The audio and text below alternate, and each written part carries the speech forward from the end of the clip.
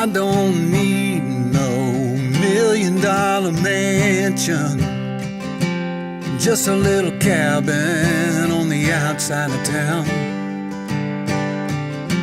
Some with a wood stove at the end of an old dirt road. Some that's standing on solid ground.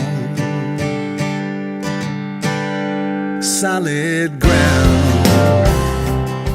When we were putting these songs together, couldn't help but make comparisons to what it was like when Robbin was with us performing and what we ended up. We ended up with great performances and great interpretations, but it still brought back the sense of, God, I'm really miss this.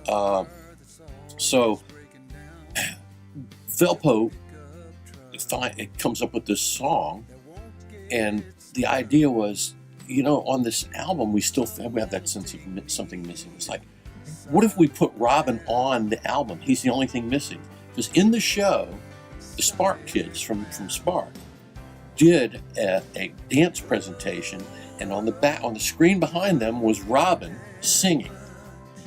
He was singing Real Fine Day. Real Fine Day, yeah. So the first thought was maybe we should put Real Fine Day on there by Robbin, but it was like, wow, that's, it's on an album and everything.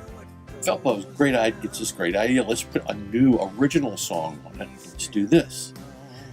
Take it from there. Okay. I knew that this song existed somewhere, and as it turns out, it existed with Eric Heiberg because he recorded the demo. And we got the files, listened to them, determined that we could do something with them, and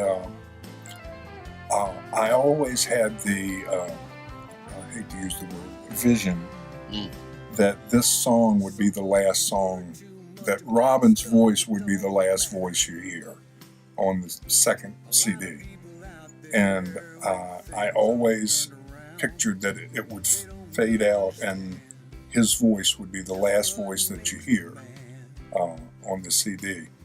And we just, we built the song as we went along, and the whole time we were going, what would Robbin think of this? Would Robbin like this? And we'd make him like it. Yeah. We'd convince him. Yeah, right. Yeah. But anyway, we put it all together, and we all liked the way it sounded. And then I mentioned early on how I wanted to fade the song out, and you picked up on it really quick. And when we got to the fade at the end, Jody just did it perfectly. And it was kind of exactly what I had envisioned it to be. And it's so cool to hear the band going away, and all of a sudden you still hear his guitar coming up, and then it just ends on that last vocal line. It really gives you, every time I hear it, and I've heard it a bunch of times, it's still really very moving. Yeah. And Vicky, his wife, refused to listen to any of it until we were done. Yep. And which was probably a good thing. And Vicky was wonderful in that she didn't interfere. She didn't want to interfere. Yeah. She knew that we knew best. She handed it off to us. And so we finally got her to come in here at Red Amp so that we could play this new song for her. And when she heard it, she was very emotional, and she seemed to love it. So that kind of made the whole thing worthwhile. Yeah, it did. It was typical Vicky fashion, too. Yeah. She's sitting there kind of like this, and I just walked over to her to put my hand on her shoulder, just like that. She goes, "Oh, quit being so nice."